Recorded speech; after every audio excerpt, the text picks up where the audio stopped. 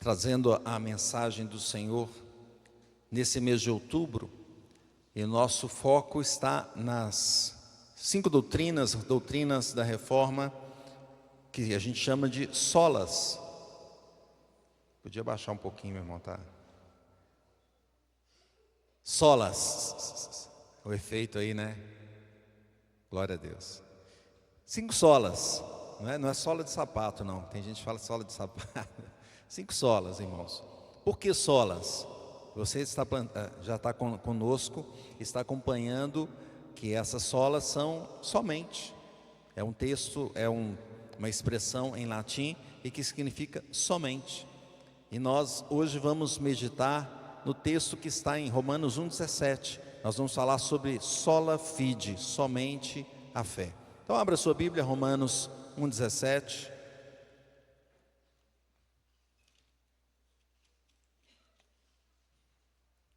Romanos 1,17. E nós vamos fazer essa leitura em pé, pode ser? Vamos ficar em pé.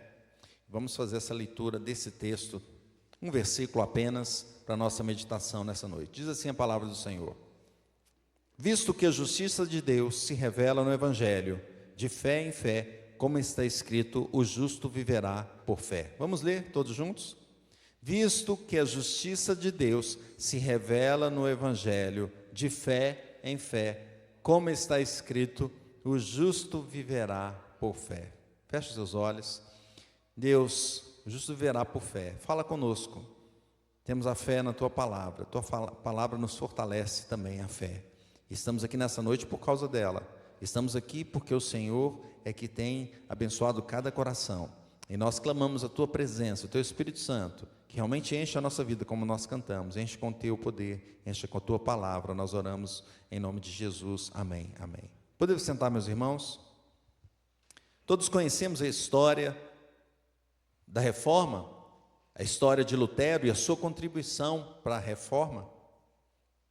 Um dos teólogos da época, trabalhavam nessa época, Melanchthon, diz assim: quando ainda jovem, e um amigo de Lutero morreu, ele estava contando sobre Lutero. Lutero ficou atemorizado pela ideia do juízo de Deus. E isso só agravava a sua mente por causa da teologia em que ele vivia. E o comentarista Michael Reeves diz assim: a teologia medieval via o pecado como um problema do ser que demandava cura, e essa cura passava mediante os sacramentos. Essa era a questão da época, a teologia da época. Então Lutero, o que Lutero fazia? Lutero, conhecedor do seu pecado, ele passava horas e horas confessando, e ele ficava com penitências, ele fazia penitências, entendendo que o confessar tudo a uma outra pessoa, iam fazer penitências, sofrer ali por causa do seu pecado, daria a ele a condição de ter a justiça, de reparar o seu pecado, não é? E Lutero, palavras dele mesmo, abre aspas, diz assim: eu odiava a palavra justiça de Deus, porque fui ensinado filosoficamente a entender como justiça formal, uma justiça ativa. Ora, se Deus é justo, como Ele pode inocentar os que pecam? Essa é a visão da justiça que Lutero tinha. Então, por isso que Lutero odiava essa palavra justiça de Deus, porque ele não entendia essa palavra justiça de Deus adequadamente. E também, frase de Lutero, veja o que ele disse, ele fala assim: eu meditava noite e dia nessas palavras, justiça de Deus, até que pela misericórdia de Deus, eu comecei a entender que nesse versículo a justiça de Deus é aquela pela qual a pessoa justa vive por dádiva de Deus, ou seja, pela fé. Comecei a entender que esse versículo quer dizer que a justiça de Deus é revelada pelo Evangelho, mas é uma justiça passiva, ou seja, pela qual o Deus misericordioso nos justifica pela fé, conforme está escrito: o justo vive pela fé. E ele diz ainda: de repente, quando eu entendi isso, eu senti ter nascido de novo e entrado no próprio paraíso, por suas portas, pelos seus portais abertos. Eu exaltava nas minhas doces palavras a justiça de Deus. A justiça de Deus, com tanto amor quanto antes eu odiava. Ou seja, ele odiava essa frase, justiça de Deus, porque ele não entendia essa frase. E ele pensava assim, olha, justiça de Deus, então se eu sou pecador, Deus vai acabar comigo mesmo. Até que ele entendeu que a justiça de Deus, então, ela acontece pela fé, o Deus que nos justifica, o justo viverá pela fé. Aí agora ele passou a amar essa expressão, justiça de Deus. E mais tarde, então, Lutero percebeu que essa teologia, a teologia medieval, precisava ser reformada. Até que no dia 31 de outubro de 1517, ele afixou 95 teses na porta da igreja do castelo de Wittenberg, lá na Alemanha. E essas teses eram para debater a fé cristã, temas importantes da fé cristã, e principalmente a cobrança, a questão das indulgências que eram vendidas para que fosse construída a Basílica de São Pedro. E existia ali um dos vendedores de indulgência, que chamava Tetzel, e Tetzel, ele trabalhava para o Papa Leão X, e ele dizia assim, ao som de cada moeda que cai neste cofre, a forma dele de pedir a indulgências, né? Ao som de cada moeda que cai neste cofre, uma alma se desprende do purgatório e voa até o paraíso. E as pessoas então ouviam aquilo, e esperançosas de que alguém que morreu, e que talvez aquela pessoa estivesse num caminho ruim, quem sabe se eu depositar ali uma moedinha, essa pessoa, a alma dela irá para o céu, vai sair do purgatório e ir para o céu. Mesmo o purgatório era uma teologia, era um conceito que foi colocado pela tradição da época, não é bíblico. E alguns, ouvindo essa frase de Tetzel, eles mudaram essa frase para fazer tipo um trocadilho, uma brincadeira, não é? E eu vou traduzi-la para o português, que fica mais interessante, porque tem a rima. Então fala assim, no que a moeda na caixa cai, uma alma do purgatório sai. Né? Então eles falavam assim para ele, não é? Então esse era o contexto da reforma e dessa mudança que houve naquele período, 1517, naquele ano, 31 de outubro de 1517. E este movimento é de extrema importância para nós protestantes. De extrema importância. Hoje, a nossa sociedade nem quer lembrar dessa data, não é? 31 de outubro, para a sociedade, é data da reforma? Não é? Não é data da reforma. Você vê aí a reforma protestante na TV? O que você vê? Não precisa falar. Já falam muito. Então, colocam outras coisas para chamar a atenção e desviar a nossa verdadeira atenção daquilo que é importante, que é a volta para as Escrituras, porque a reforma significa exatamente isso, reformar, voltar para o original, para as Escrituras, para a palavra de Deus. E durante o tempo, depois que aconteceu a reforma, na primeira pregação sobre as Escrituras, eu já falei um pouco sobre essa história. Mais à frente, alguns teólogos levantaram principais doutrinas que foram tratadas ali de uma forma mais sistemática, e essas 5 doutrinas foram importantíssimas para essa reforma, que são os 5 solas. Sola Scriptura, solus Christus, sola gratia, sola fide, soli Deo gloria. Somente as Escrituras, somente Cristo, somente a graça, somente a fé, somente a Deus toda a glória. 5 pontos importantes para a nossa fé reformada, para a nossa fé bíblica, porque são pontos bíblicos. E hoje nós estamos falando sobre sola fide, somente a fé. E esse texto aqui foi esse texto importantíssimo para que Lutero refletisse sobre a fé e sobre a justiça de Deus.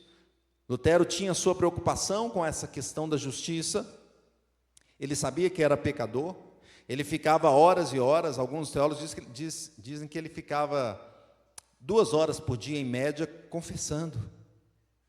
E quem estava ouvindo do outro lado, um dia falou com ele: Lutero, mas você vem aqui falar as mesmas coisas, né? Vem falar um problema mais grave aqui, você está falando as mesmas coisas, mas ele sentia essa necessidade de sempre confessar, porque ele sabia que tinha um pecado, ele precisava ser limpo daquele pecado, até que ele entendeu que quem realmente justifica é o Senhor Jesus, e esse texto mostrou isso.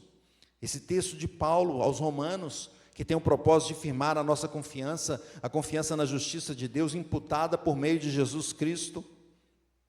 E aí a Bíblia de Estudo Herança Reformada coloca o tema desse texto de Romanos como a salvação somente pela graça, especialmente pela justificação, somente pela fé, e a imputação da justiça de Jesus Cristo a todos que creem. O texto que nós lemos então é um texto chave para a nossa fé. O justo viverá pela fé, pela fé. A proposição então, meus irmãos, para esse tema é que a salvação é obtida somente mediante a fé em Cristo Jesus. A salvação é obtida somente mediante a fé em Cristo Jesus. E que pontos que a gente pode destacar sobre a fé nesse versículo? Primeiro ponto, que a fé dá acesso à justiça divina. Vamos dizer isso? A fé dá acesso à justiça divina. Veja, Romanos 1,17, leia comigo aí o início do versículo, fala assim: visto que a justiça de Deus se revela, até aqui, se revela no Evangelho. Essa é uma justiça diferente da justiça dos homens, meus irmãos. A justiça em Cristo é a sua obra redentora, obra na qual Ele nos justifica, uma vez que Ele se entregou por nós e Ele pagou a nossa culpa. Então, o crente recebe essa obra redentora pela fé em Jesus. É interessante que a gente pega hoje em dia, hoje tem uma moda de tudo leva para a justiça, né? Existe até esse termo, judicialização de tal coisa, judicialização da política, judicialização de qualquer área, porque tudo vai reclamar na justiça, e as pessoas levam na justiça, mas talvez se você perguntar para si, você confia na justiça dos homens? Quem sabe essa pessoa dá uma parada e, será? Mas a justiça de Cristo é perfeita. Jesus Cristo pagou toda a nossa dívida, nos justificou, nos decretou justos. Quando nós temos uma causa na justiça, normalmente ela é finalizada assim.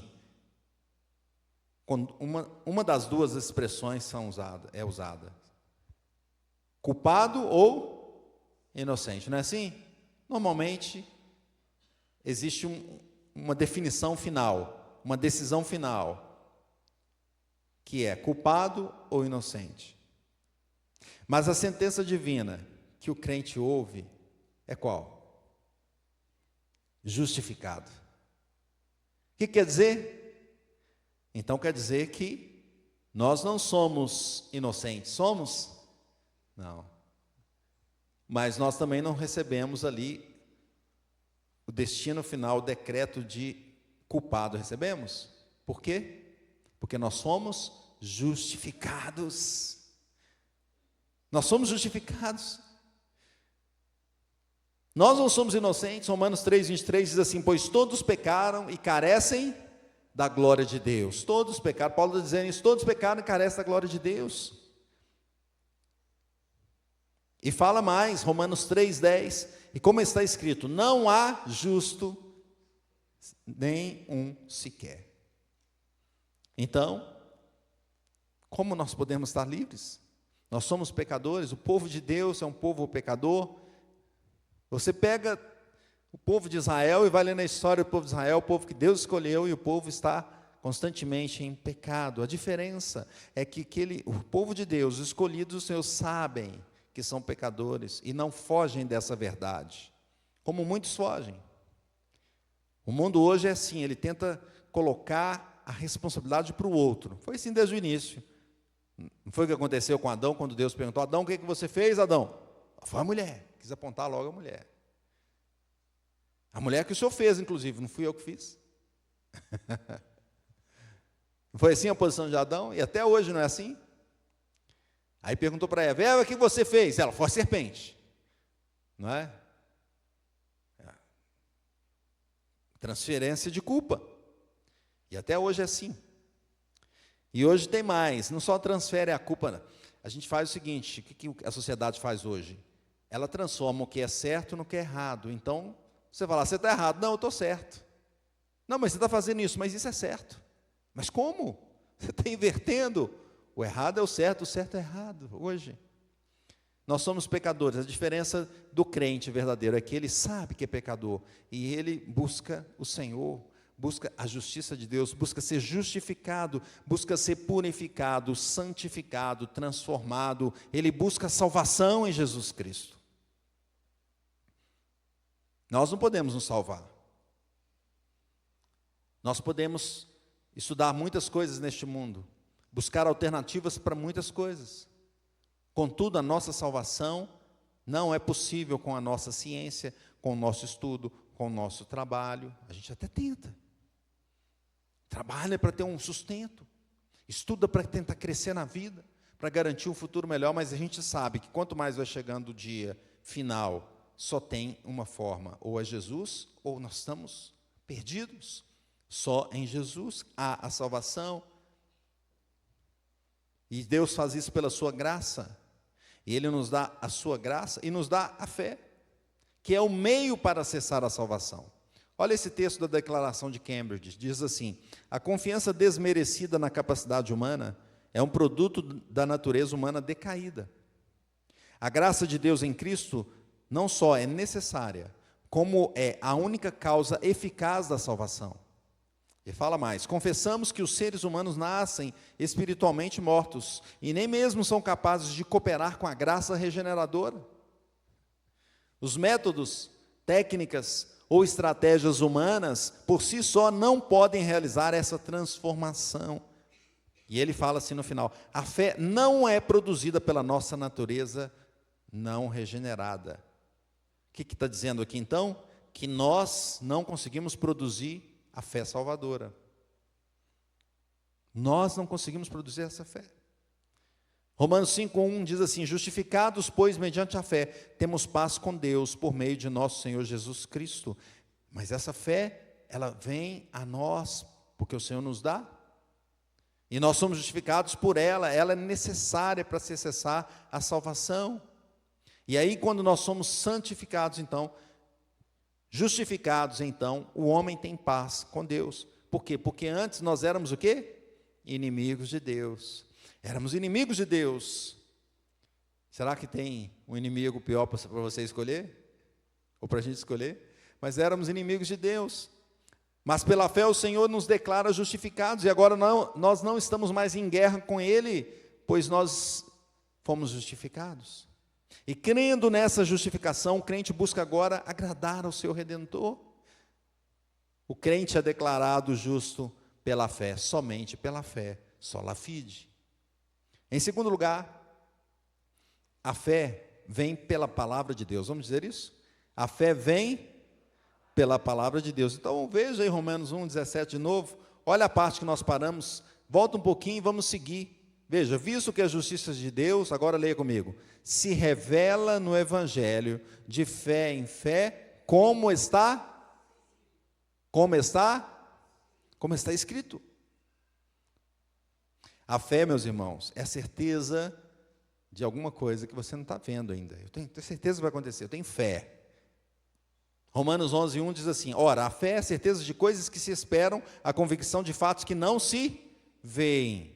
Então você tem uma convicção de fatos que você não está vendo ainda, mas você espera, você tem uma certeza que aquilo vai acontecer. E por que isso acontece? Por que você tem a certeza? Porque é uma fé baseada na palavra de Deus. Não é uma fé na fé. Alguns filósofos, durante um tempo, falaram sobre a questão da fé. Não, você tem que ter fé. Mas fé em quê? Fé em fé. Fé em quê? Fé na fé. Não é isso? Fé na fé. Ou seja, mas não tem uma coisa firme, sustentável, não. Tem uma fé. Então você vai atravessar um local, você atravessa ali, ou vai pular um buraco, você acredita que vai conseguir. Mas você calculou? Não, não calculei não. Mas tem certeza que vai conseguir pular? São 5 metros. Eu vou conseguir. E não consegue. Fé na fé não é a fé salvadora. A fé salvadora é fé na palavra de Deus. É fé naquilo que Deus disse. Aquilo que Deus disse. E nós temos ali em Hebreus, então, muitos que viveram por fé. Muitos exemplos dessa fé. Pois o texto nos mostra esses exemplos de pessoas que estavam na fé, pessoas que viveram pela fé. Está na palavra de Deus. E se você vai lá em Hebreus, você vai ver muitos exemplos de pessoas que agiram corretamente baseados na fé. Você tem Abel. Abel apresentou um sacrifício agradável a Deus pela fé. Enoque invocou o Senhor e Deus o tomou para si.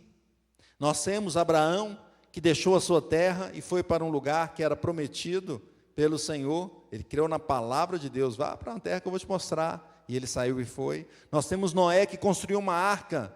E todo mundo ficou ali, mas o que você está fazendo? Não chove aqui? Deus mandou construir uma arca. E ficou anos e anos ali construindo uma arca. Sara, que sendo estéril, foi mãe ainda em avançada idade. O texto também nos fala de Isaac, que abençoou os seus filhos pela fé do que iria acontecer. Jacó, que adorou o Senhor no deserto e consagrou seus filhos.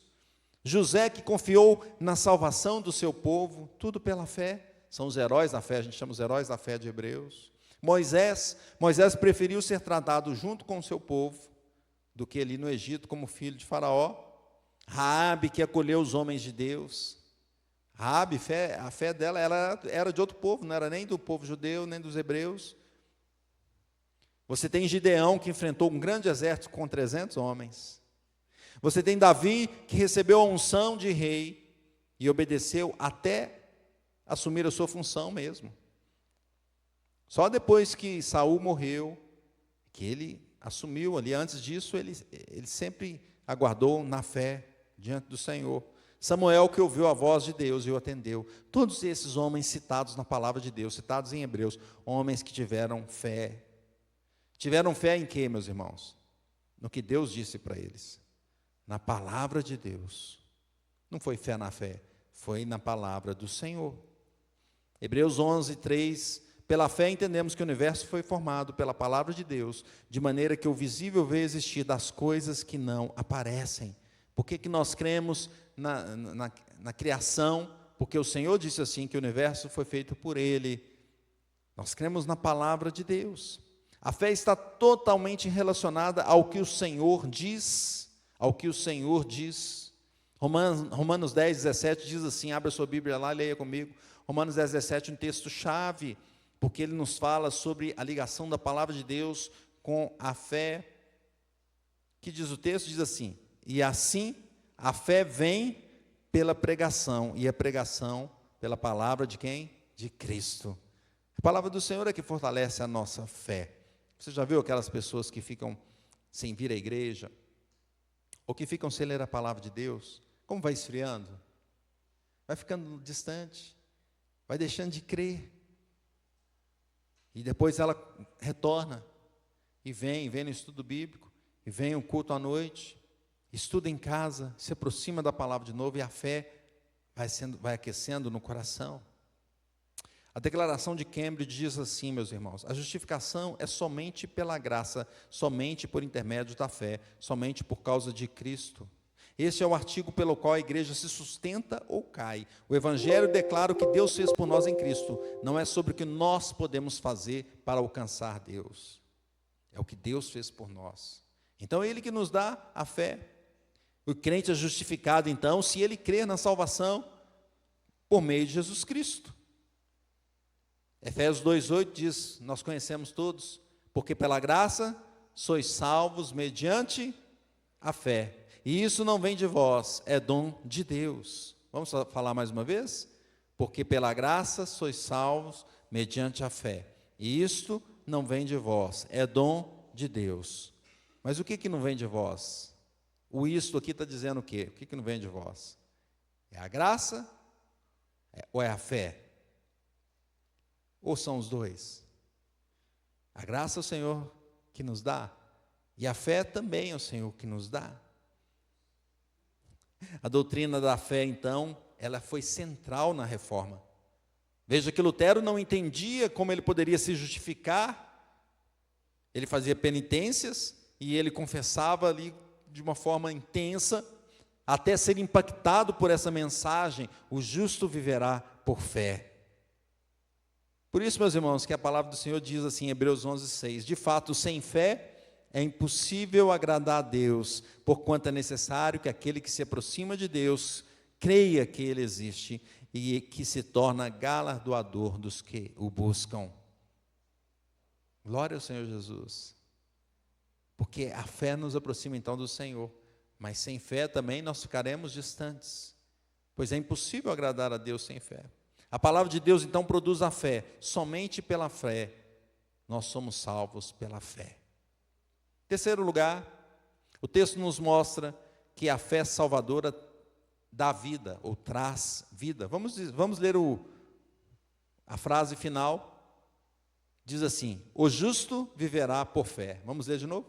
O justo viverá por fé. Então Paulo afirma que o homem natural está morto nos seus pecados, lá em Efésios, não é?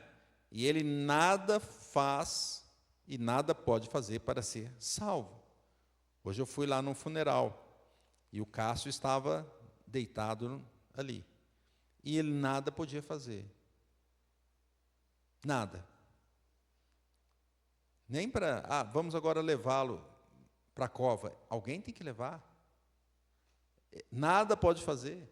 Ele não tem um movimento, não tem uma sensação, não tem um sentimento, nada. Paulo diz que nós estávamos mortos. Isso está onde? Efésios 2:1. Ele vos deu vida, estando vós mortos nos vossos delitos e pecados. Então a Bíblia está nos dizendo que enquanto o homem está na natureza caída, está nos pecados, ele está morto para a fé, para as coisas em Cristo. Ele não tem condição de buscar a Deus. Está perdido. Isso foi o que o pecado trouxe. O pecado trouxe morte. E a morte espiritual é uma realidade. Ele trouxe morte física, sim, mas trouxe também a morte espiritual, a distância de Deus. O homem natural, agora, natural na queda, ele não consegue se aproximar do Senhor se Deus não for e não colocar a fé no coração dele. Por isso que Paulo fala: Jesus vos deu vida então, estando vós mortos nos vossos delitos e pecados. O justo viverá por fé. A fé salvadora nos dá vida. Vida. Paulo diz assim: todos andavam segundo as suas inclinações da carne, desobedecendo a Deus. E Sproul comenta da seguinte forma: os reformadores pensavam que a regeneração não apenas precede a fé, mas também que ela deve preceder a fé. Por causa da escravidão moral do pecador não regenerado, este não pode ter fé até que tenha sido mudado interiormente pela obra operante, pela obra do Espírito Santo na vida dele. Então a fé é fruto da regeneração e não a sua causa. A fé é fruto da regeneração e não a sua causa. Quando você foi mudado, transformado, quando o Espírito Santo mudou a sua vida, você começou a ter fé. E não o contrário: eu tive fé e Deus me mudou. Deus te mudou, te transformou, e você começou a ter fé no Senhor Jesus. E sabemos então que com a fé nós temos acesso à vida.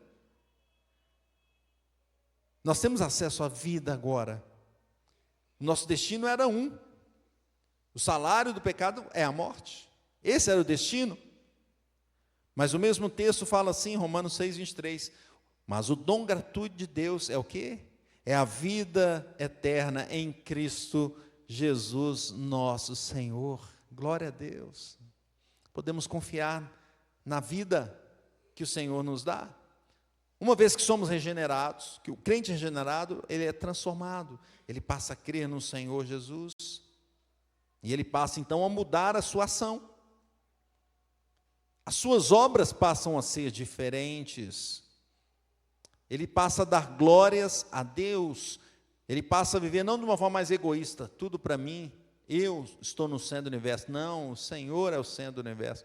Eu vou servir ao Senhor. Ele me salvou, Ele me deu vida, eu quero servir ao Senhor.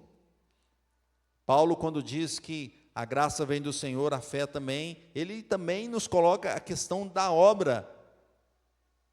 Efésios 2,10 diz assim: pois somos feituras dele, criados em Cristo Jesus para as boas obras, as quais de antemão preparou para que andássemos nelas.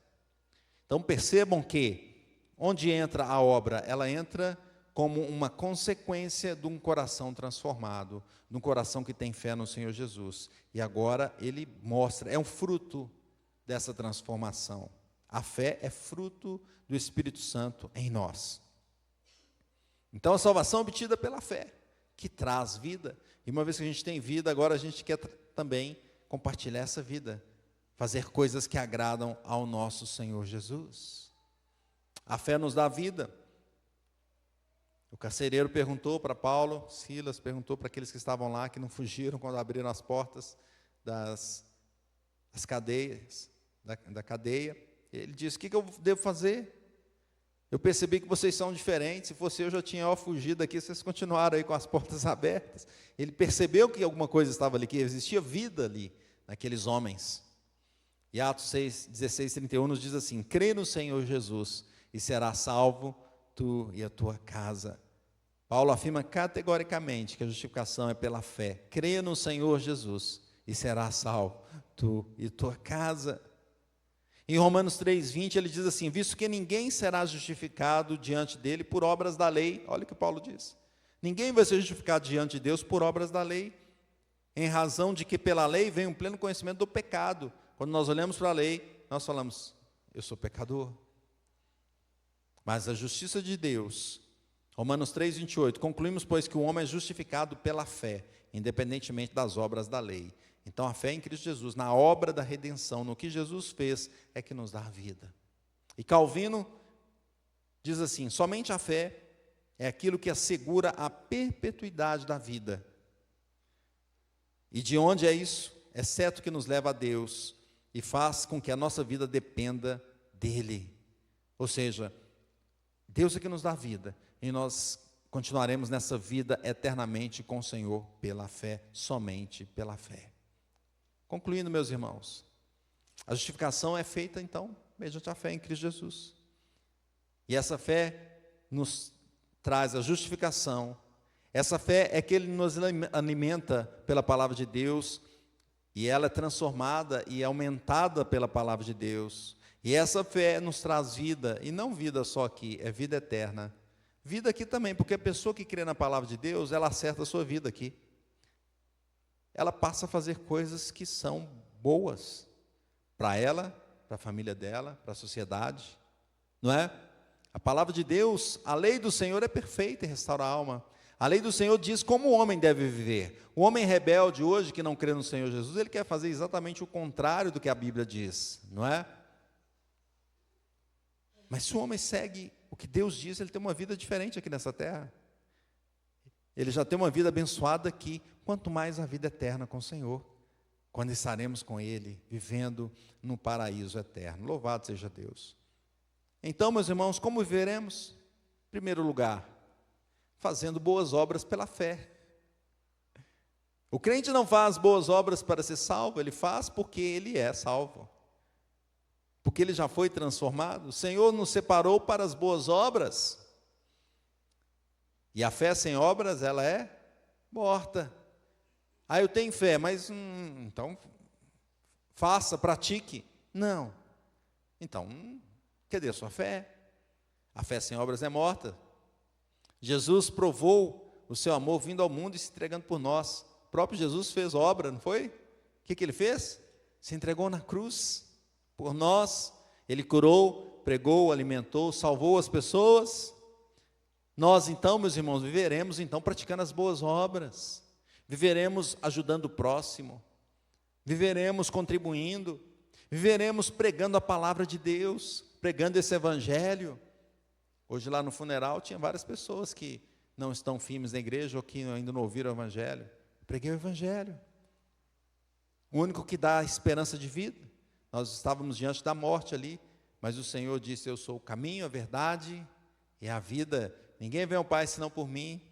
Louvado seja o Senhor. Viveremos então praticando as boas obras. As nossas obras, meus irmãos, elas são diferentes das obras dos ímpios. O ímpio pode até fazer uma obra e falar: não, isso aqui é uma boa obra.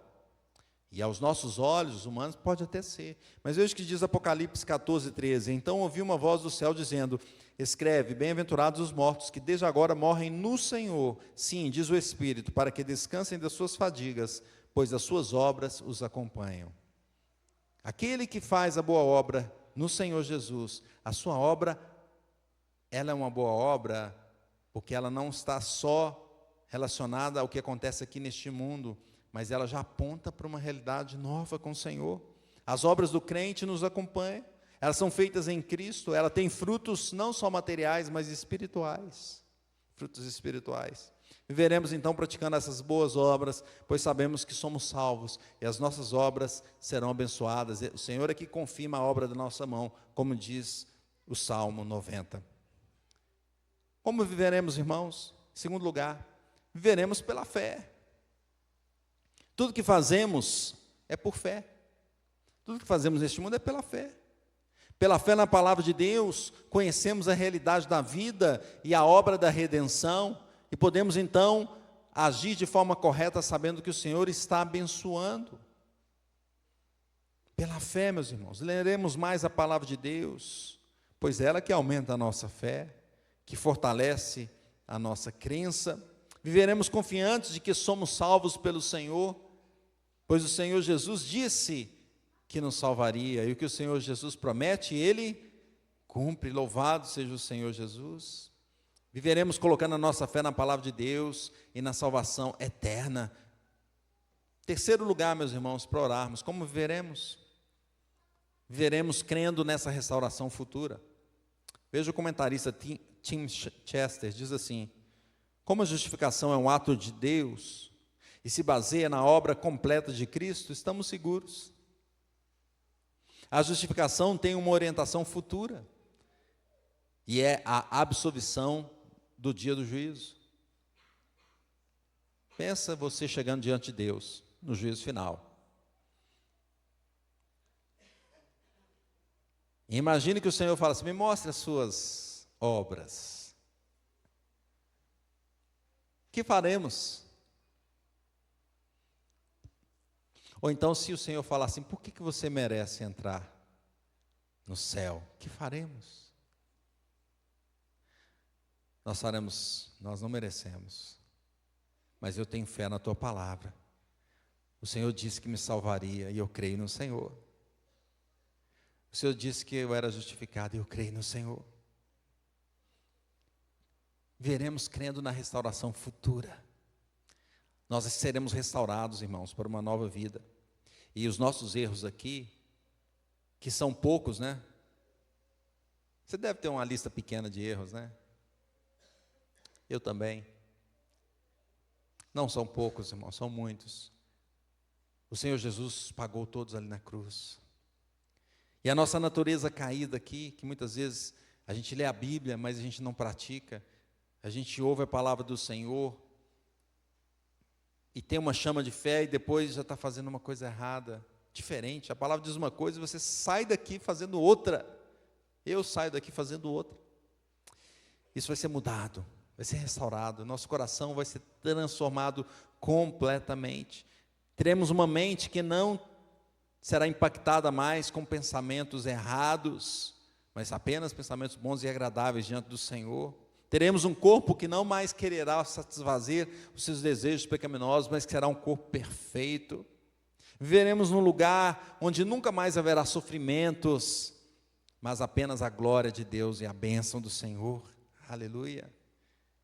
Recebemos isso pela fé, meus irmãos. Não a fé em nossas ideias, nas promessas nossas, mas nas promessas de Deus que vai se cumprir.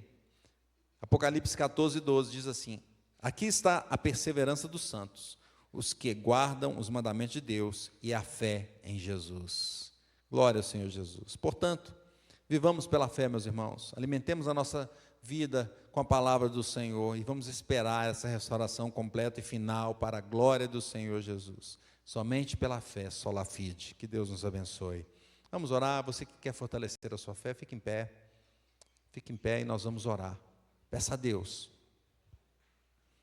para te dar uma fé nele, firme, dia após dia. Vamos orar. Santo Deus, louvado seja o teu nome pela tua palavra. Somente a fé. O justo viverá por fé. E nós estamos aqui buscando essa fé no Senhor, buscando fortalecer a nossa fé dia após dia. Por mais que as dificuldades deste mundo nos fazem, muitas vezes, querer voltar atrás, ou desistir, ou enfraquecer, ou ficar frio, ficar indiferente. Contudo, Senhor, o Senhor está nos chamando a fortalecer a nossa fé. Nos abençoe, Pai. Fortaleça, sim, a fé de cada irmão nessa noite. Tenha misericórdia. Que nós saímos daqui alegres na Tua presença, firmes, colocando a fé no Senhor Jesus. Aqueles que também nos acompanham nessa transmissão, que o Senhor tenha misericórdia de nós. Nós dependemos do Senhor, nós somos fracos. Uma vez os discípulos falaram assim com Jesus, com o Senhor Jesus: aumenta a nossa fé. E nós clamamos, Senhor Jesus, nessa noite: aumenta a nossa fé. Dê-nos fé para te servir, para caminhar nos teus caminhos, para não desviar nem para a direita, nem para a esquerda, para cumprir a tua lei conforme a tua vontade, para fazer as boas obras, sabendo que essas obras são abençoadas pelo Senhor Jesus, não pela nossa capacidade, mas por causa da tua palavra. Dê-nos fé para levar a tua palavra, pregar o evangelho no trabalho, na vizinhança, no estudo, na escola, sabendo que o teu evangelho pode impactar a vida de alguém e um eleito ser regenerado. Dê-nos fé, Senhor Jesus, para vencer as dificuldades que esse mundo impõe, com tantas ações anticristãs, querendo nos convencer de que o certo é o errado é que é o certo. Dê-nos fé para não afastarmos da tua palavra. Nos ajude, Senhor. Nós pedimos a tua bênção, a tua graça, em nome do Senhor Jesus. Amém. Amém. Recebamos a bênção, meus irmãos.